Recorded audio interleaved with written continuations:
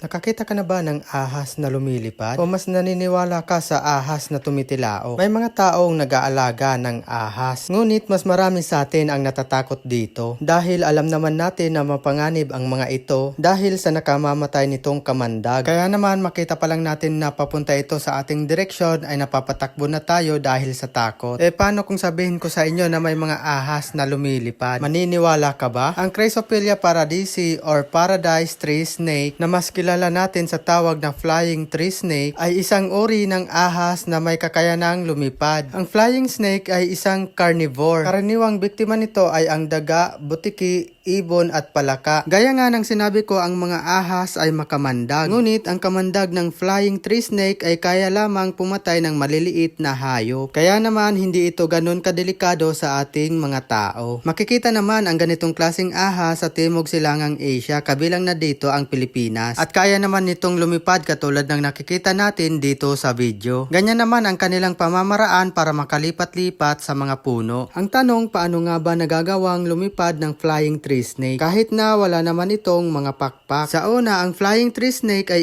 iikot muna ang kanyang katawan na parang spring bago naman ito tumalon. Kapag nakatalo na ito ay unti-unti naman itong papalaparin ang kanyang katawan. At pagkatapos ay ikokortina nito ang kanyang katawan na letter S na nagiging dahilan upang makontrol nito ang kanyang pagbaba. Ngunit ayon sa pananaliksik, ang ganitong klaseng ahas ay hindi maituturing na flying snake dahil hindi naman nito kayang pataasin ang kanyang sarili katulad ng ginagawa ng mga ibon. Dumadaos-dos lang ito pababa at dahil nga sa ginagawa nitong pag-alon sa ere kaya nakakarating ito sa malayong distansya. Para sa mga nature lover, lalo na sa mga mahilig umakyat sa bundok, mas mabuti nang mag-obserba kayo ng mabuti dahil ang mga ahas ay hindi lamang sa lupa o sa tubig makikita dahil kadalasan nito ay nasa taas sila ng mga puno. Pero huwag ka matakot dahil hindi naman talaga ugali ng mga ahas ang manakit ng mga tao. Ginagawa lamang nila ito pag sila ay nagagambala o nakakaramdam ng panganib. Madalas pa nga tayo ang nakakasakit dito.